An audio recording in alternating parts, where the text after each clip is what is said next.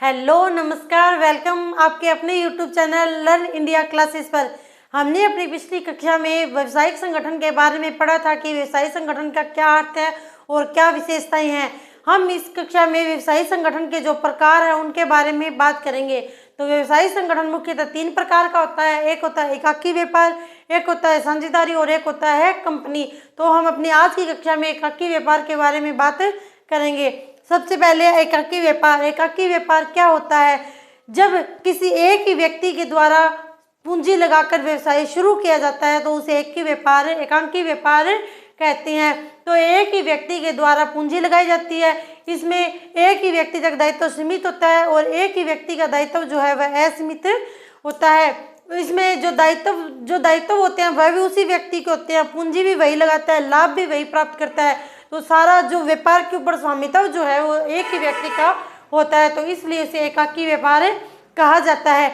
इसके बाद एकाकी व्यापार की क्या क्या विशेषताएं हैं। एकाकी व्यापार की विशेषताएं, एकाकी व्यापार में जो दायित्व होते हैं वह असीमित होते हैं। असीमित दायित्व का अभिप्राय है यानी कि जब एकाकी व्यापार किया जाता है, अगर किसी व्यक्ति के द्वारा व्यापार शुरू किया जाता है, सिर्फ उसके स्वयं के द्वारा ही अगर कोई व्यवसाय शुरू किया जाता है तो इसका दायित्व असीमित होता है। यानी कि अगर व्यवसाय में जोखिम हो रही है तो व्यवसाय की संपत्तियों के साथ साथ अगर उसके पास पर्सनल उपयोग के लिए यानी कि जो व्यक्तिगत संपत्तियां हैं उनका भी उपयोग उस लोन को, उस जोखिम की भरपाई के लिए कर सकता है। तो एकाकी व्यापार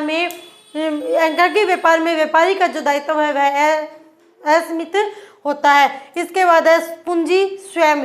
एकांकी व्यापार में अगर व्यवसायी को पूंजी की आवश्यकता पड़ती है तो उसे उस पूंजी की आवश्यकता की पूर्ति स्वयं को ही करनी पड़ती है। वह उस व्यापार में कोई अन्य व्यक्ति जो होता है वह पूंजी नहीं लगा सकता है, क्योंकि उसका खुद का व्यापार है। तो पूंजी की आवश्यकता की पूर्ति भी उसे स्वयं को ही करनी पड़ती है। उसके बाद है प्रबंध एवं नियंत्रण। एकाकी व्यापार में प्रबंध एवं नियंत्रण का अधिकार जो होता है वह उस व्यापारी को ही होता है। यानी कि व्यापार के अंदर किस प्रकार से कार्य करना है, किस प्रकार से प्रबंधन करना है, और जो व्यापार है उसके ऊपर नियंत्रण भी उस व्यक्ति का स्वयं का ही होता है। अन्य व्यक्ति का उसके ऊपर कोई नियंत्रण नहीं होता। यानी कि जो व्यक्ति एकांकी व्यापार करता है वह अपने व्यवसाय को अपने हिसाब से चला सकता है, अपने हिसाब से उसमें रूल बना सकता है और अपने हिसाब से उन रूल को फॉलो भी कर सकता है। इसके बाद है आत्मविश्वास।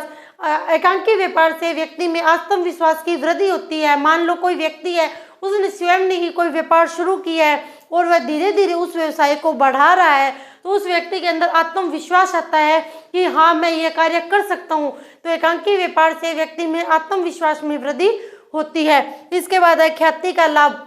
एकांकी व्यापार से व्यक्ति अगर मान लो कोई बच्चा है, उसके पापा ने मान लो कोई एकांकी व्यापार शुरू किया है, तो इन फ्यूचर में अगर वह बच्चा उस व्यापार को संभालता है, इन फ्यूचर में अगर वो बच्चा उस व्यापार को संभालता है तो जो उस व्यापार की जो गुडविल जो है वह उसे उस अगले बच्चे को भी उसमें काम में आती है। तो एकांकी व्यापार में व्यक्ति को ख्याति का लाभ मिलता है। एकांकी व्यापार में लाभ हानि का विभाजन नहीं होता है, क्योंकि उस व्यापारी के द्वारा सिर्फ स्वयं के द्वारा ही वह व्यापार शुरू किया गया है, तो उसमें उसे लाभ हानि की प्राप्ति भी उसे स्वयं को ही होता है और इसमें लाभ हानि का विभाजन नहीं होता है। ये आती है एकांकी व्यापार की विशेषता। इसमें असीमित दायित्व होता है, पूंजी की आवश्यकता की पूर्ति भी स्वयं को करनी होती है, इसमें प्रबंध और नियंत्रण भी स्वयं का ही होता है और व्यक्ति के आत्मविश्वास में वृद्धि होती है और ख्याति का लाभ मिलता है। इसके बाद है एकाकी व्यापार के गुण। एकाकी व्यापार के क्या क्या गुण है, व्यक्ति के द्वारा एकाकी व्यापार क्यों किया जाता है। शीघ्र निर्णय। एकांकी व्यापार में अगर मान लो वो खुद ही व्यक्ति है और उसमें अगर अन्य व्यक्ति है ही नहीं, तो अगर व्यापार के अंदर कोई निर्णय लेना होता है तो वह जल्दी से उस निर्णय को ले सकता है। तो इसमें एकांकी व्यापार में व्यक्ति के द्वारा शीघ्र निर्णय लिए जाते हैं। अगर व्यापार में व्यक्ति को किसी तत्काल निर्णय लेना होता है तो उसके लिए एकांकी व्यापार सबसे बेस्ट ऑप्शन होता है। तो इसमें शीघ्र निर्णय लिया जा सकता है। गोपनीयता।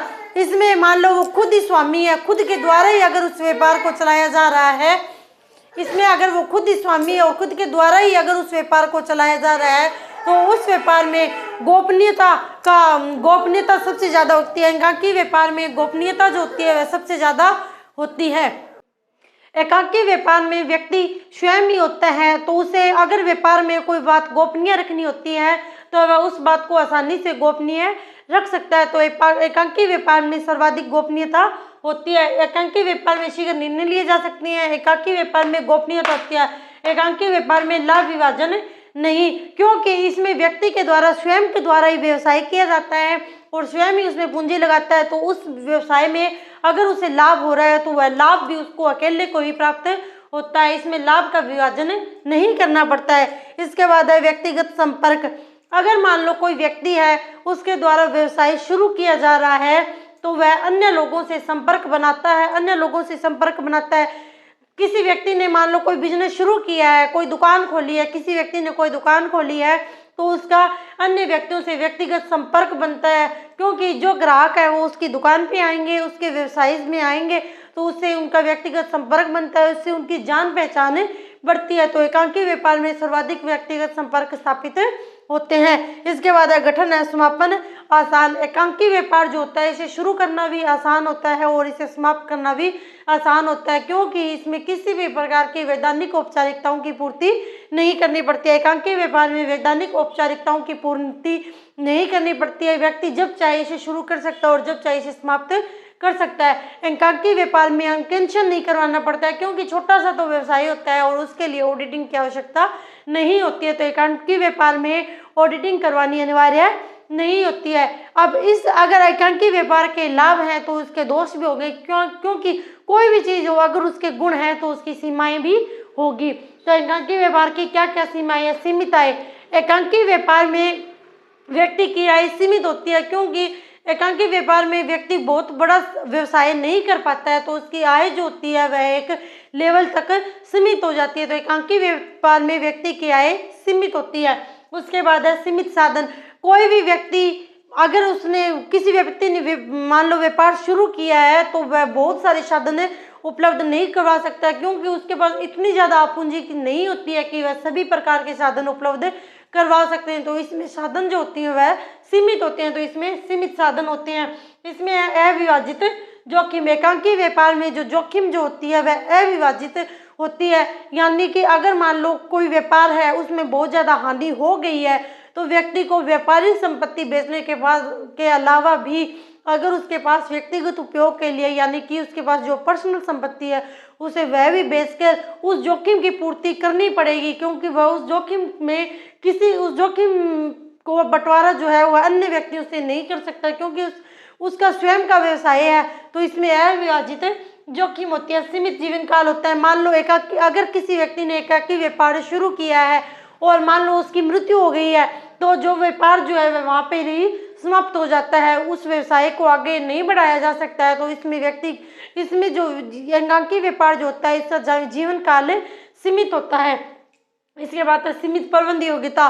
कोई भी व्यक्ति हो, मान लो अगर 10 लोग मिलके मान लो किसी कार्य को कर रहे हैं तो उसमें जो प्रबंध योग्यता है वह ज़्यादा उगती है, क्योंकि सभी के दिमाग में नए नए विचार आते हैं, सभी के दिमाग में अलग अलग विचार आते हैं। तो एकांकी व्यापार जो होता है उसमें वो खुद ही होता है, खुद एक अकेला व्यक्ति कितना सोच सकता है। तो इसमें प्रबंध योग्यता जो होती है वह भी सीमित होती है।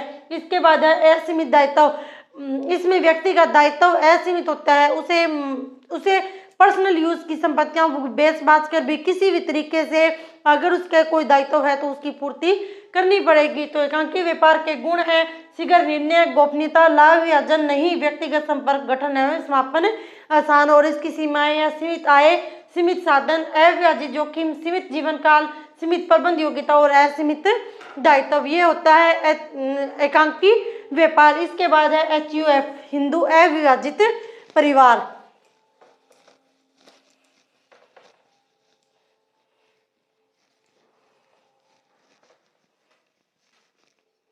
इसके बाद है HUF, हिंदू अविभाजित परिवार।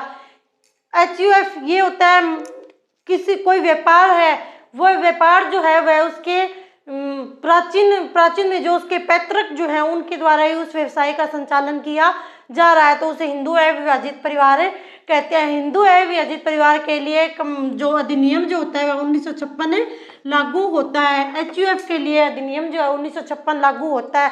इसमें मान लो अगर कोई नया अगर किसी परिवार में एक नए सदस्य का जन्म हुआ है तो वह भी उस परिवार का सदस्य, उस व्यवसाय का सदस्य माना जाता है। तो एचयूएफ में एक प्रत्येक व्यवसाय होता है और उस परिवार के जो सभी लोग जो है वह उस व्यवसाय से जुड़े होते हैं। एकांकी व्यापार में तो व्यक्ति स्वयं होता है, लेकिन एचयूएफ में पूरा परिवार होता है। मान लो एक दादा हो गया, उसके 4 बेटे हो गए, उनके भी जो बच्चे हो गए, तो वो सभी जो है वह जो व्यापार कर रहे हैं, एक ही व्यवसाय कर रहे हैं, वो एचयूएफ माना जाता है। एचयूएफ में जो नाबालिग जो होता है वह भी उस व्यवसाय का सदस्य माना जाता है। इसमें व्यवसाय का जो निर्णय जो होता है, व्यवसाय से संबंधित जो निर्णय जो लिए जाते हैं वह कर्ता के द्वारा लिए जाते हैं। यानी कि उस परिवार में जो सबसे बड़ा सदस्य होता है, उस परिवार का जो मुखिया जो होता है, उसके द्वारा ही व्यवसाय के लिए निर्णय लिए जाते हैं। और इसमें अन्य जो सदस्य होते हैं, परिवार के जो अन्य सदस्य जो होते हैं, उनका दायित्व सीमित होता है और कर्ता का दायित्व जो होता है वह असीमित होता है, क्योंकि जो उसके ऊपर जो अपना हक कर रहा है, जो उसमें सारे निर्णय ले रहा है, उसका दायित्व तो असीमित होता है, कर्ता का दायित्व असीमित होता है और सदस्य का दायित्व जो होता है वह सीमित होता है। एचयूएफ में सदस्यों का दायित्व तो सीमित होता है और कर्ता का दायित्व जो है वह असीमित होता है। इसमें उसमें व्यवसाय का जो मुखिया होता है, उसी के द्वारा ही सारे निर्णय लिए जाते हैं। और इसमें एकाकी व्यापार करने के लिए प्रत्येक व्यवसाय का होना आवश्यक होता है और प्रत्येक संपत्ति का होना भी आवश्यक। एचयूएफ के लिए प्रत्येक व्यवसाय का होना भी आवश्यक होता है और प्रत्येक संपत्ति का होना भी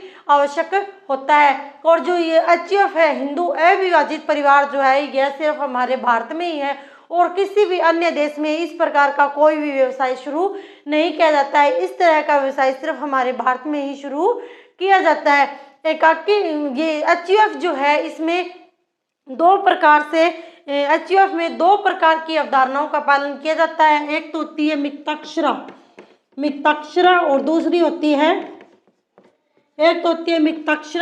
होती है दाएं भाग। और मित्ताक्षरा क्या होती है? मित्ताक्षरा का मतलब होता है कि अगर मान लो एचयूएफ जो है, एचयूएफ में अगर कोई संपत्ति वगैरह है तो इसमें व्यवसाय, उसमें उस परिवार के जो पुरुष होते हैं उनका सिर्फ उस परिवार के पुरुषों का ही उसके अंदर अधिकार होता है। उसमें महिलाओं का किसी भी प्रकार का अधिकार नहीं होता है। यानी कि जो व्यवसाय जो चल रहा है उसमें उस व्यवसाय में अगर पुरुषों का जन्म होता है, जो पुरुष जो होते हैं वही उस व्यवसाय के सदस्य माने जाते हैं। और अगर मान लो उस व्यवसाय को समाप्त किया जाता है तो उसमें जो हिस्सेदारी है, उस संपत्ति में जो हिस्सेदारी है, वह भी सिर्फ पुरुषों की होती है। तो मिताक्षरा जो अवधारणा जो है उसका पालन पश्चिम बंगाल और असम को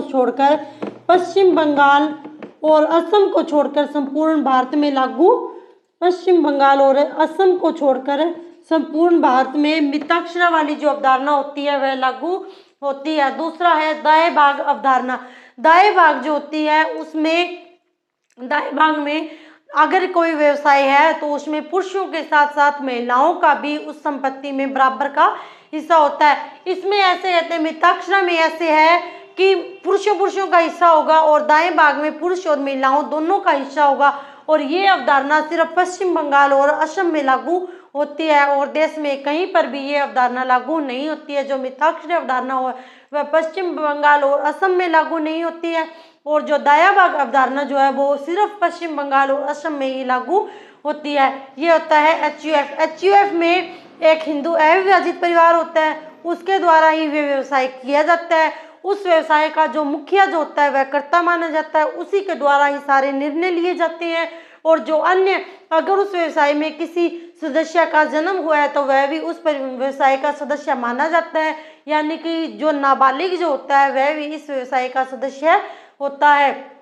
और इसमें जो कर्ता होता है उसका दायित्व असीमित होता है और अन्य सदस्यों का दायित्व सीमित होता है। और इसमें 2 प्रकार की अवधारणाएं होती है, एक तो होती है मिताक्षरा और दूसरी होती है दाएं भाग। मिताक्षरा में पुरुष सदस्य होंगे और दाएं भाग में पुरुष और महिलाएं दोनों सदस्य होगी। मिताक्षरा जो है वह पश्चिम बंगाल और असम में लागू नहीं होती है और पूरे भारत में लागू होती है, और दायां भाग जो है वह पश्चिम बंगाल और असम में ही लागू होती है। इसी के साथ हमारी आपने आज की कक्षा समाप्त होती है। हम अपने अगली कक्षा में साझेदारी के बारे में बातें करेंगे। Okay, thanks, like share subscribe. जय हिंद।